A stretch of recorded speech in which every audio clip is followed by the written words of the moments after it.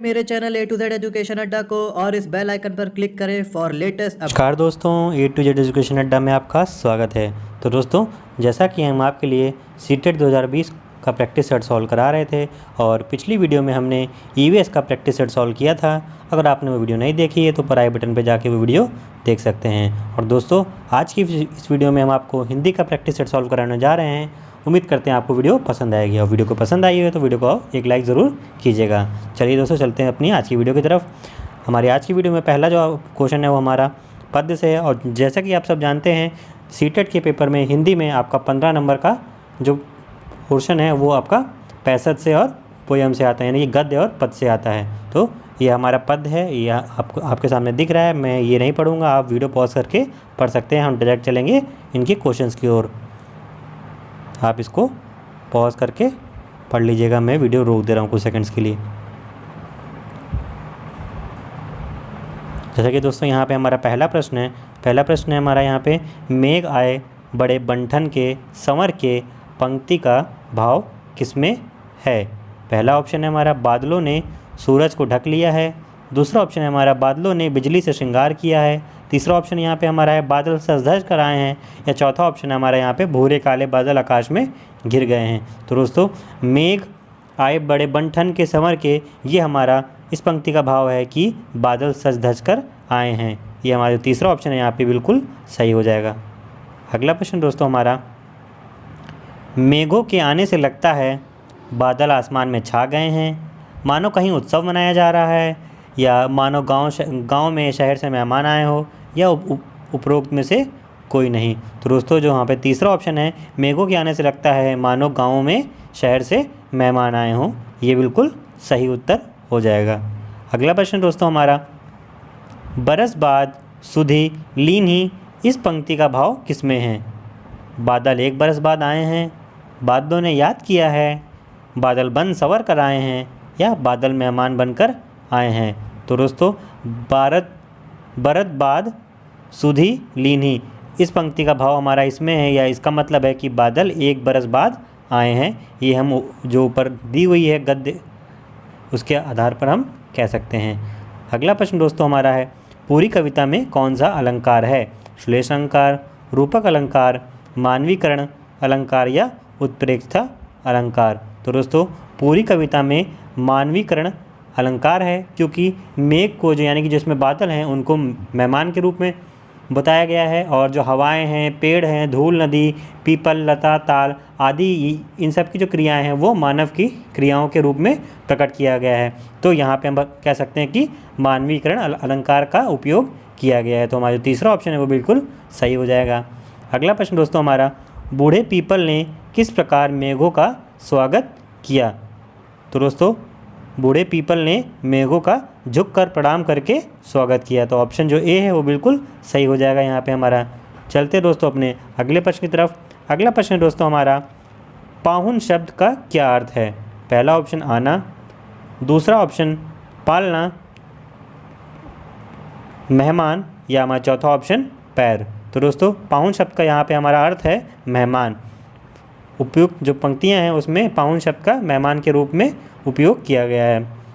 अगला प्रश्न जो हमारा है वो दोस्तों हमारा गद्य से है। यहाँ पे गद्य आपके सामने हम जैसा कि आप देख पा रहे हैं, इसको आप पढ़ लीजिएगा, हम इसको नहीं पढ़ेंगे। यहाँ पे हम वीडियो रोक दे रहे हैं कुछ सेकंडों के लिए, आप उसको पॉज करके पढ़ लीजिएगा। हम चलेंगे सीधे इसके प्रश्नों की ओर।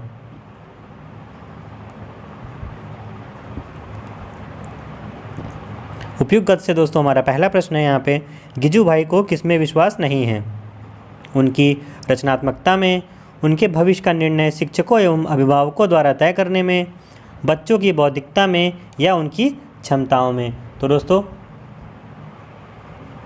यहाँ पे उपयुक्त जो पंक्तियाँ दी हुई है उसके अनुसार हम कह सकते हैं, गिजू भाई का जो विश्वास है वो बच्चों के भविष्य का निर्णय शिक्षकों और अभिभावकों द्वारा तय करने में नहीं है, क्योंकि दोस्तों वह मानते हैं कि ऐसा करने से बच्चों की सृजन शक्ति जो है उसका दमन होगा। तो यहाँ पे जो हमारा दूसरा ऑप्शन है दोस्तों वो बिल्कुल सही हो जाएगा।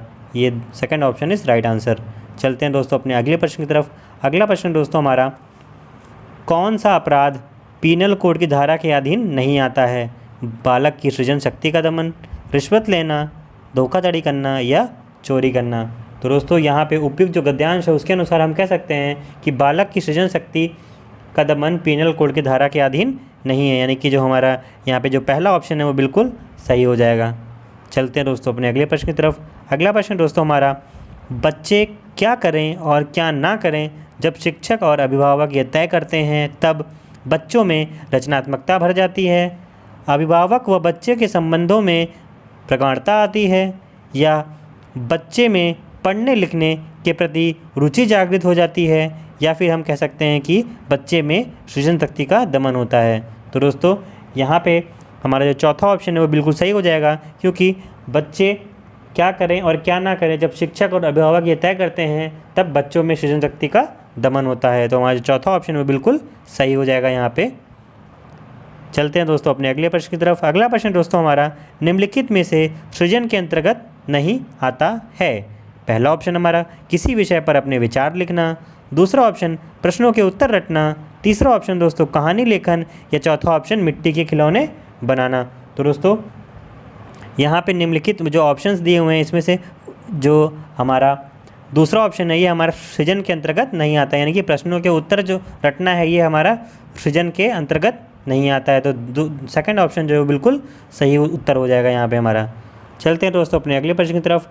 अगला प्रश्न दोस्तों हमारा, साहित्य शब्द में एक प्रत्यय लगाने पर शब्द बनेगा। साहित्यिक, साहित्यिक, साहित्य, यहाँ पे सारे ही आप सबको पता है साहित्य शब्द में एक प्रत्यय जोड़ने पर साहित्यिक बनेगा। अब हमें इन चारों ऑप्शन में से बताना है कि शुद्ध वर्तनी कौन सी है। तो दोस्तों जो है यहाँ पे हमारा जो ऑप्शन सी है ये हमारा साहित्यिक की शुद्ध वर्तनी है, यानी कि साहित्य में एक प्रत्यय जोड़ने पर हमारा साहित्यिक बनेगा और इसकी शुद्ध वर्तनी तीसरे ऑप्शन में लिखी हुई है। तो हमारा तीसरा ऑप्शन जो है वो बिल्कुल सही हो जाएगा। चलते हैं दोस्तों अपने अगले प्रश्न की तरफ। अगला प्रश्न दोस्तों हमारा, बौद्धिक ऐतिहासिक शब्दों में मूल शब्द तथा प्रत्यय है। हमें बताना है कि बौद्धिक और ऐतिहासिक शब्दों में क्या मूल शब्द है और क्या प्रत्यय है। सबसे पहला ऑप्शन है बौद्ध मूल शब्द है, एक प्रत्यय है, या ऐतिहासिक में हमारा इतिहास मूल शब्द है और एक प्रत्यय है, या दूसरा ऑप्शन बुद्ध मूल शब्द है, एक प्रत्यय है, और ऐतिहासिक में इतिहास मूल शब्द है और एक प्रत्यय है। तीसरा ऑप्शन हमारा बौद्ध मूल शब्द है और का प्रत्यय है, या ऐतिहास मूल शब्द है और एक प्रत्यय है, और चौथा ऑप्शन यहाँ पे हमारा है बुद्धि मूल शब्द है, एक प्रत्यय है, और इतिहास मूल शब्द है और एक प्रत्यय है। तो दोस्तों जैसा कि आप सबको पता है बौद्धिक में हमारा बुद्धि मूल शब्द होता है और एक प्रत्यय होता है, और ऐतिहासिक में हमारा इतिहास मूल शब्द होता है और एक प्रत्यय होता है। तो हमारा जो चौथा ऑप्शन है दोस्तों यहाँ पे ये बिल्कुल राइट आंसर हो जाएगा। तो डी ऑप्शन बिल्कुल सही हो जाएगा। चलते हैं दोस्तों अपने अगले प्रश्न की तरफ। अगला प्रश्न दोस्तों हमारा, न्याय नीति में समास है कर्मधारय समास, ऑप्शन बी हमारा द्वंद्व समास, ऑप्शन सी हमारा है अव्ययी भाव समास, या ऑप्शन डी हमारा तत्पुरुष समास। तो दोस्तों नीति न्याय में हमारा द्वंद्व समास आ जाता है, या नीति न्याय में हमारा द्वंद्व समास है, क्योंकि यहाँ पे हमारा दोनों ही पद जो है वो प्रधान है। तो जब दोनों ही पद प्रधान होते हैं तो हमारा द्वंद्व समास वहाँ पे होता है। तो ऑप्शन बी जो है वो बिल्कुल राइट आंसर हो जाएगा। चलते हैं दोस्तों अपने अगले प्रश्न की तरफ। अगला प्रश्न दोस्तों, ईश्वर का पर्यायवाची नहीं है जगदीश, परमेश्वर, परमात्मा या ब्रह्मा। तो दोस्तों जो ब्रह्मा है हमारा वो हमारा ईश्वर का पर्यायवाची नहीं है, बाकी तीनों हमारा परमेश्वर, जगदीश और परमात्मा ये तीनों के तीनों ही हमारा ईश्वर के पर्यायवाची हैं, लेकिन ब्रह्मा हमारा ईश्वर का पर्यायवाची नहीं है। तो हमारा जो ऑप्शन डी है वो बिल्कुल सही उत्तर हो जाएगा। अगला प्रश्न दोस्तों हमारा, समान का विलोम शब्द है सामना, असमानता, समान या असमान। तो दोस्तों समान का विलोम शब्द हमारा हो जाएगा असमान, यानी कि हमारा चौथा ऑप्शन जो है बिल्कुल सही हो जाएगा। अगला प्रश्न दोस्तों हमारा, भाषा जानने का अर्थ उसका व्याकरण जानना है, या भाषा सीखने सिखाने में पाठ्य पुस्तकों का विशेष महत्व होता है, या भाषा जीवन की विभिन्न स्थितियों को साधती है, या व्याकरण पर ही आधारित है। तो दोस्तों भाषा जो है वो जीवन की विभिन्न स्थितियों को साधती है, क्योंकि भाषा एक ऐसा माध्यम है जिसके द्वारा हम अपने विचारों को दूसरों तक या पहुंचाते हैं या दूसरों के सामने रखते हैं। तो हम कह सकते हैं कि भाषा हमारे जीवन की विभिन्न स्थितियों को साधती है। अगला प्रश्न दोस्तों हमारा, भाषा की कक्षा में समाचार पत्र पत्रिकाओं का उपयोग यह सुनिश्चित करता है कि शिक्षण सामग्री का उपयोग हो रहा है। बच्चों की भाषा पर समाज पत्र पत्रिकाओं का प्रभाव पड़े, या बच्चों को मुख्य शीर्षक याद है, या बच्चे प्रमाणित लेख, समाचार आदि अपनी प्रतिक्रियाएं देने की क्षमता रखते हैं। तो दोस्तों, भाषा की कक्षा में समाचार पत्र पत्रिकाओं का उपयोग यह सुनिश्चित करता है कि बच्चे प्रमाणित लेख, समाचार पत्र पर अपनी प्रतिक्रियाएं देने की क्षमता रखें। तो जो हमारा ऑप्शन डी है यहाँ पे बिल्कुल सही उत्तर हो जाएगा।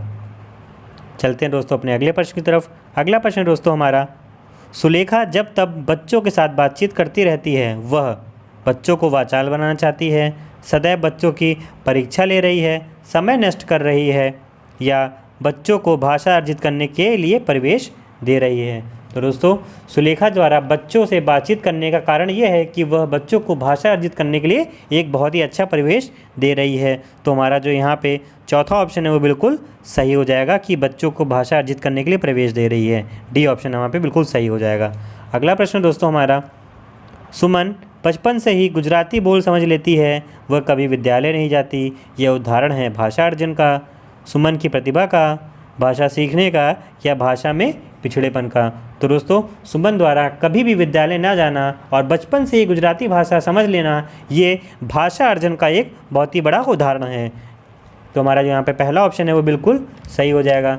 और हम जो अपने परिवेश, वातावरण, परिवार या क्षेत्र से जो भी भाषा सीखते हैं वो हमारी भाषा अर्जन के अंतर्गत आती है। तो यहाँ पे हमारा जो पहला ऑप्शन बिल्कुल सही हो जाएगा। चलते हैं दोस्तों अपने अगले प्रश्न की तरफ।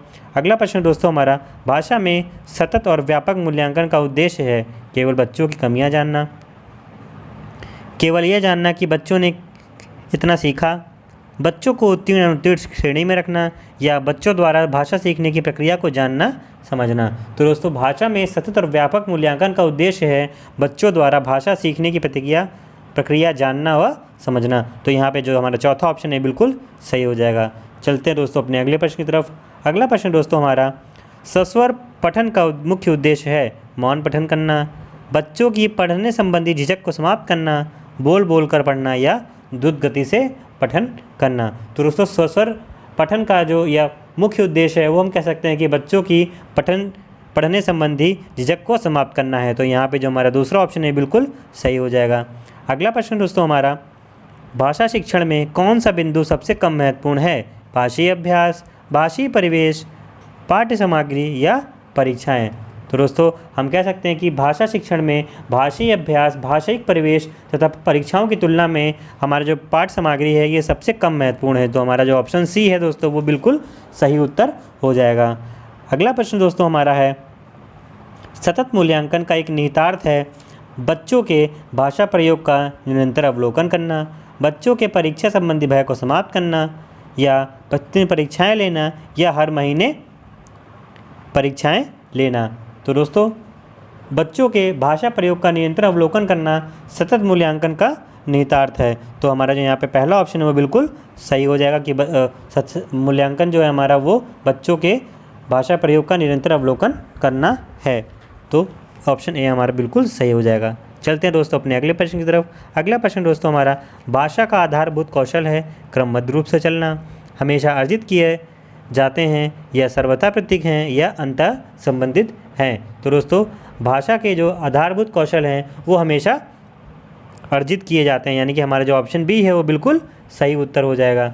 चलते हैं दोस्तों अपने अगले प्रश्न की तरफ। अगला प्रश्न दोस्तों हमारा, शिक्षक की स्वयं की भाषा प्रयोग की कुशलता है बच्चों के भाषा प्रयोग के लिए आदर्श रूप प्रस्तुत करती है, बच्चों के भाषा प्रयोग पर कोई प्रभाव नहीं डालती है, या बच्चों को अलंकारिक भाषा प्रयोग के लिए प्रेरित करती है, या हम कह सकते हैं बच्चों की भाषा का अनुकरण करने के लिए बाध्य करती है।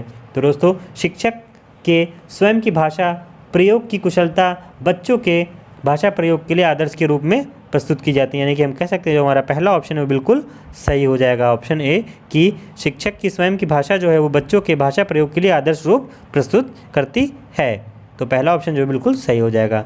चलते हैं दोस्तों अगले प्रश्न की तरफ। अगला प्रश्न दोस्तों हमारा, भाषा अर्जन और भाषिक अधिगम में महत्वपूर्ण अंतर है। भाषा की कठिनाई स्तर, भाषा की पाठ्य पुस्तक, भाषा सीखने सिखाने की पद्धति, या भाषिक परिवेश की उपलब्धता। तो दोस्तों, भाषा अर्जन और भाषा अधिगम में सबसे महत्वपूर्ण अंतर है भाषिक परिवेश की उपलब्धता। तो हमारा जो ऑप्शन डी है दोस्तों बिल्कुल सही हो जाएगा। अगला प्रश्न दोस्तों हमारा, भाषा की पाठ्य पुस्तक में से डैश से संबंधित पाठ होने चाहिए, संस्कृति से संबंधित, साहित्य से संबंधित, विज्ञान से संबंधित या ये सभी। तो दोस्तों भाषा की पाठ्यपुस्तक में दोस्तों साहित्य से संबंधित पाठ होने चाहिए। तो हमारा ऑप्शन बी जो है यहाँ पे बिल्कुल सही हो जाएगा। अगला प्रश्न दोस्तों हमारा, आकलन मूलतः शिक्षक केंद्रित ही होता है या आकलन केवल यह बताता है कि बच्चे ने क्या सीखा, या भाषा सीखने सिखाने की प्रक्रिया का अभिन्न अंग है, या पाठ समाप्ति पर ही किया जाता है। तो दोस्तों आकलन जो है वो भाषा सीखने सिखाने की प्रक्रिया का अभिन्न अंग है। तो हमारा जो ऑप्शन सी है दोस्तों वो यहाँ पे बिल्कुल सही हो जाएगा। चलते हैं दोस्तों अपने अगले प्रश्न की तरफ। अगला प्रश्न दोस्तों हमारा, मौखिक भाषा के आकलन का सर्वोत्तम तरीका है किताब पढ़ना, अंत्याक्षरी, प्रश्नों के तयशुदा उत्तर देना, या अनुभव बांटना व बातचीत। तो दोस्तों अनुभव बांटना व बातचीत करना जो है वो हमारा अनुभव मौखिक भाषा के आकलन का सर्वोत्तम तरीका है, क्योंकि दोस्तों हम जो अपने अनुभव हैं वो बातचीत करने से ही बांटते हैं, और बातचीत करने से बच्चों के अंदर मौखिक भाषा सीखने का को बहुत ही ज़्यादा बल मिलता है। तो हम कह सकते हैं हमारा चौथा ऑप्शन है वो बिल्कुल सही हो जाएगा। अगला प्रश्न दोस्तों हमारा, स्वाभाविक अभिव्यक्ति, कल्पनाशीलता, कौशल और सोच को विकसित करना भाषा शिक्षण को किसी प्रकार की दिशा नहीं देता है। भाषा शिक्षण का एकमात्र उद्देश्य है, भाषा शिक्षण का उद्देश्य नहीं है, यह भाषा शिक्षण का एक महत्वपूर्ण उद्देश्य है। तो दोस्तों स्वाभाविक अभिव्यक्ति, कल्पनाशीलता, कौशल और सोच को विकसित करना भाषा शिक्षण का एक महत्वपूर्ण उद्देश्य है। ऐसा करने से दोस्तों उनको स्वयं की अभिव्यक्ति और कल्पना का पता चलता है। तो जो हमारा चौथा ऑप्शन है वो बिल्कुल सही हो जाएगा। तो दोस्तों आज की इस वीडियो में बस इतना ही। इसी के साथ आज की वीडियो समाप्त होती है। उम्मीद करते हैं आपको वीडियो पसंद आई हो, और वीडियो पसंद आई हो तो एक लाइक ज़रूर कीजिएगा। आपके एक लाइक से हमें मोटिवेशन मिलता है ताकि हम ऐसे ही और वीडियोस आपके लिए बनाएं, और आपको वीडियो पसंद आ रही है। और इस वीडियो को दोस्तों ज़्यादा से ज़्यादा शेयर करिएगा ताकि और भी दोस्तों तक ये वीडियो पहुँच सके। और आपको इस वीडियो से रिलेटेड कोई भी दिक्कत हो या कोई भी क्वेश्चन हो तो नीचे कमेंट बॉक्स में आप कमेंट करके हमसे पूछ सकते हैं। तो दोस्तों थैंक्स फॉर वॉचिंग माय